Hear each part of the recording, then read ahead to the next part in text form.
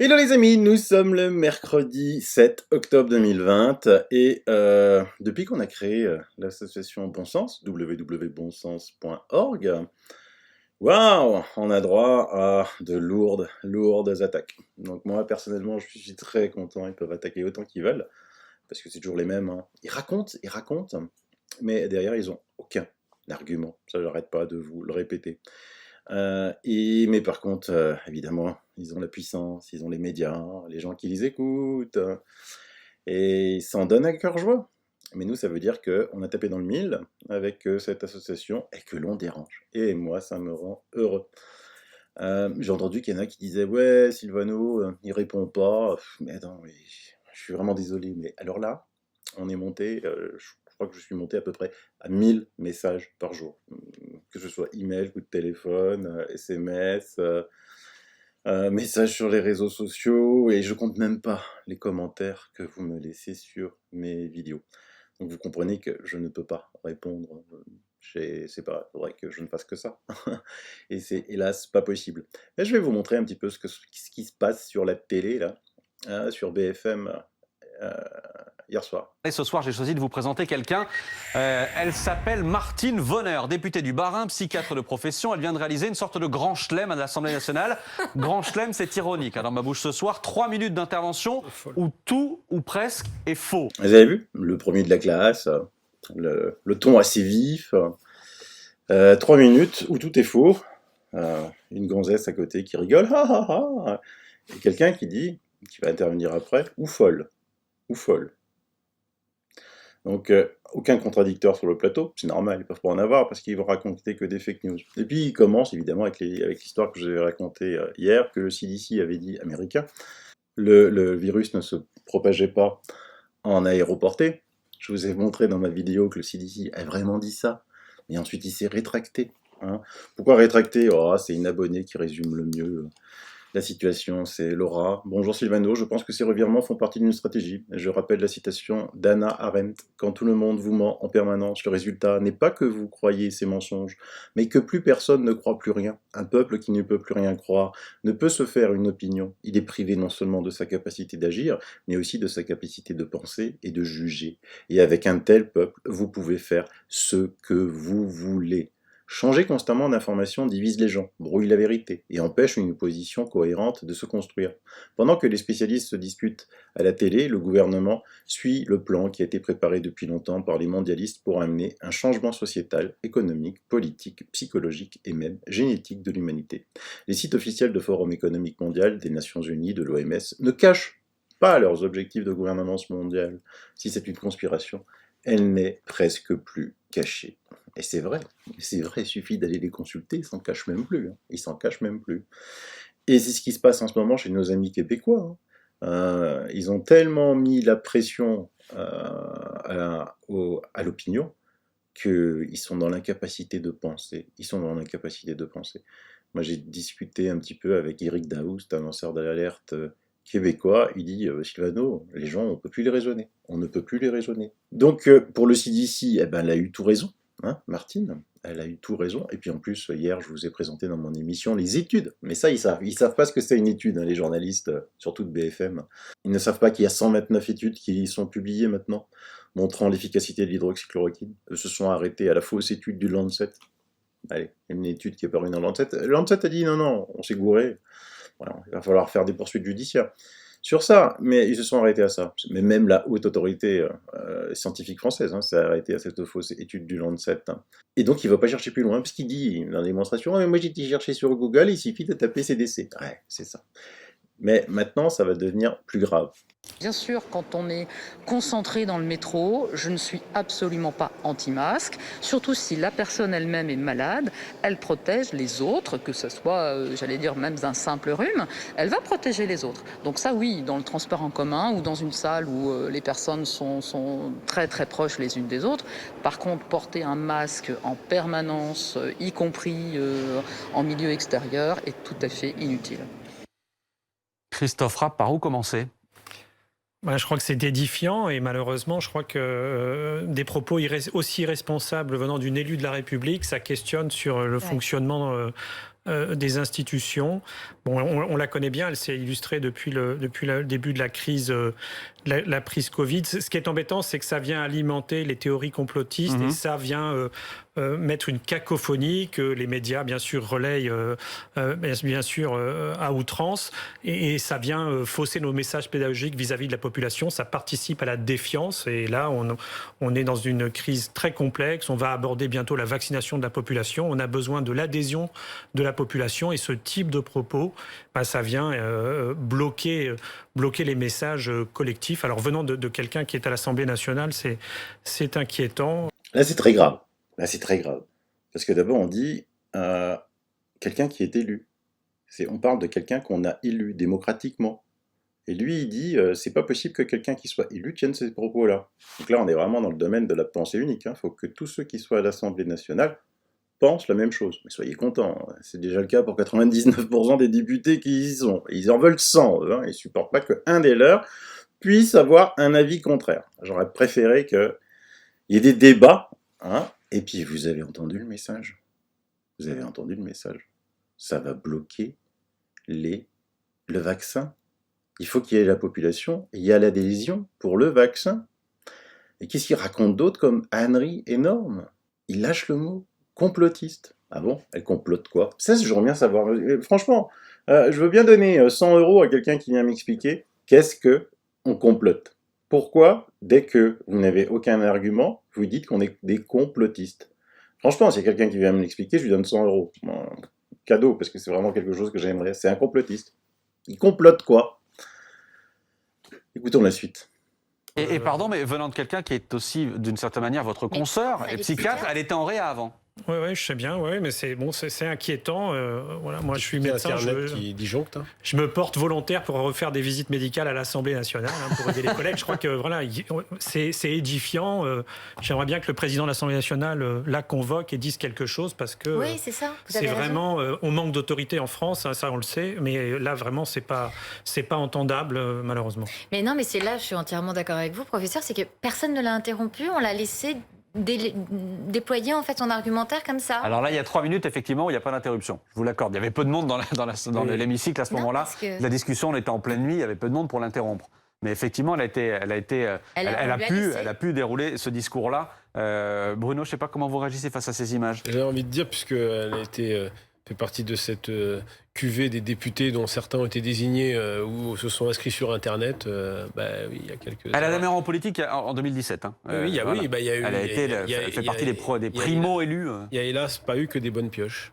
Juste une chose, je ne sais pas si on peut revoir l'image de nos reporters qui ont retrouvé aujourd'hui Martine Voneur à l'Assemblée et on la voit porter non pas un masque, mais une visière de protection transparente. Est-ce que ça, c'est homologué, professeur? Est-ce que c'est efficace? Non, c'est justement un des moyens de protection qui n'est pas validé et qui est souvent porté par des gens qui n'ont pas une adhésion très forte aux mesures de protection classiques avec le masque chirurgical. Pour vous, c'est un signe de reconnaissance? Oui, un peu, oui. Donc, en fait, en résumé, en comprenant bien ce qu'ils disent, ils aimeraient bien qu'elle soit convoquée et qu'on la fasse taire. Et en fait, ils font l'apologie d'une dictature. J'appelle ça une dictature, on ne peut plus avoir d'avis. Et donc ils terminent en roue libre, sûrs de tout savoir. C'est des sachants, ils savent, sur la visière. La visière, non, n'est pas homologuée. Alors là, c'est la seule chose juste qu'ils ont dite. Elle n'est pas homologuée. Et on se demande bien pourquoi. J'ai déjà fait une émission pour vous comparer la visière avec le masque, et la visière est largement supérieure au masque. Parce que les gens qui portent un masque, et tous ces journalistes qui n'ont pas fait d'études, ce petit médecin, je ne sais pas qui c'est, qui lui pense que le masque, c'est bon. Donc hier, je vous ai déjà montré des études scientifiques qui montrent que le masque n'a aucune efficacité contre la grippe, le virus de la grippe étant plus grand que le virus du Covid. Vous imaginez l'efficacité contre le Covid. Mais en plus, la visière protège beaucoup plus que le masque. On va aller voir ce qu'écrit notre ami Jean-Michel Wendling, spécialiste prévention santé au travail, toxicologue, risque biologique. Donc, l'écran facial type EN166 ou assimilé est utilisé dans sa fonction écran anti-projection de salive émise par son porteur. Il protège les autres en agissant à la source. Des chercheurs de la School of Engineering, University of Edinburgh, ont utilisé de l'imagerie Bose pour étudier le flux d'air éjecté lors de la respiration, la toux. L'analyse en cohérence avec nos travaux montre que l'écran facial est supérieur au masque chirurgical, qui fuit massivement. Vous lisez bien là les journalistes de BFM et le petit médecin là de BFM et la petite nana et l'autre qui fuit massivement sur les distances de projection, la vitesse de projection. Particulièrement efficace sur les personnes placées devant soi ou sur le côté. Aucun flux visible contrairement au masque. Le flux va vers le bas. Ce modèle doit être porté avec un angle rentrant inférieur à 90 degrés. Pas indiqué si je dois dresser une assiette ou servir des clients assis. Un dispositif pas cher et utilisable qui protège les yeux, empêche de se toucher le visage, confortable, facilement utilisable par les enfants, seniors, adapté aux personnes sourdes et leur entourage. Vous vous rappelez aussi que je vous ai laissé une étude hier qui montrait que les porteurs de lunettes avaient 5 fois moins de risque d'attraper le Covid. Et donc l'étude, je vous la mets, comme d'habitude dans les sources, je vous mets toutes les études. Elle est très complexe. Le virus SARS-CoV-2 est principalement transmis par des particules de liquide chargées de virus éjectés de la bouche des personnes infectées. Ça, c'est la supposition, parce que je vous ai aussi montré une étude hier qui montrait des chanteurs professionnels dont 2 étaient infectés, étaient malades avec le Covid, puisqu'ils étaient positifs à des tests à 20-23 cycles, donc ça veut dire qu'ils étaient ultra positifs, et qu'on a aspiré toute l'air, et qu'on n'a trouvé aucune trace de SARS-CoV-2.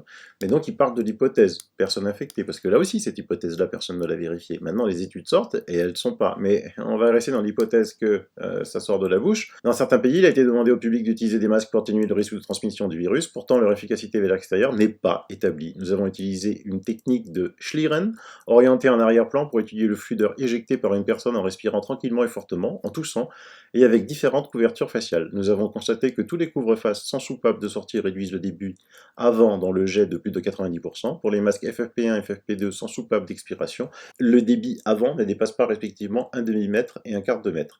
Les masques chirurgicaux et faits à la main et les écrans faciaux génèrent plusieurs jets de fuite, y compris des jets intenses vers l'arrière et vers le bas, qui peuvent présenter des dangers majeurs. Nous avons également simulé une procédure de génération d'aérosols et nous avons montré qu'il s'agissait d'un risque majeur pour les cliniciens. Ces résultats peuvent aider les décideurs à prendre des décisions éclairées et les développeurs de pays à améliorer l'efficacité de leurs produits dès la conception. Et alors là, dans l'étude, vous allez voir, elle est vraiment complexe, mais c'est de l'imaginer, c'est des hautes études.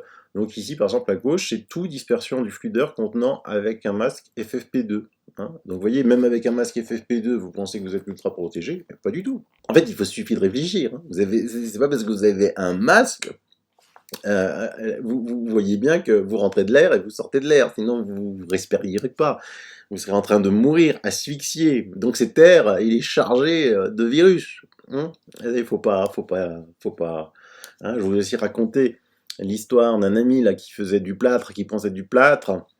Et qui était en train d'avaler des poussières de plâtre. Il s'est dit, mais attends, je suis bête, moi j'ai plein de masques à la maison, je vais l'utiliser. Donc il a mis un masque chirurgical. Quand il l'a enlevé, il était tout blanc. Il était tout blanc. Et c'est du plâtre. C'est beaucoup plus gros que le Covid. Et donc vous voyez le masque, comment les flux d'air s'éjectent du côté des yeux, du côté en face, derrière, énormément derrière aussi. Et ensuite, évidemment, on attaque les études avec les masques chirurgicaux. Alors là, c'est open bar. Open bar, il y en a de partout.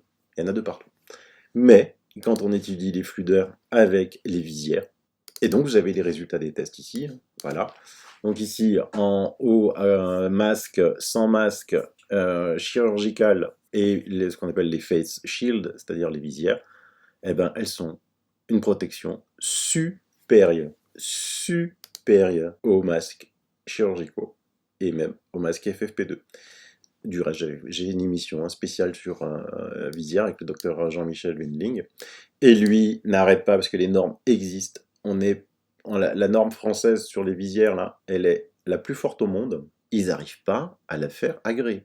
C'est les seules choses vraies qu'ils ont dites. Ils n'arrivent pas à les faire agréer. Les études sont là, elles sont indéniables, mais ils n'arrivent pas à les faire agréer. Pour vous dire à quel point ce gouvernement ment, on nous a dit, le ministre des Transports, qu'il n'y avait aucun risque dans le métro parisien, puisque les gens portaient des masques. et que donc le virus ne se transmettait pas avec les masques. Là, on vient de voir comment ça se disperse partout, même avec un masque. Maintenant, je vous montre juste une petite vidéo.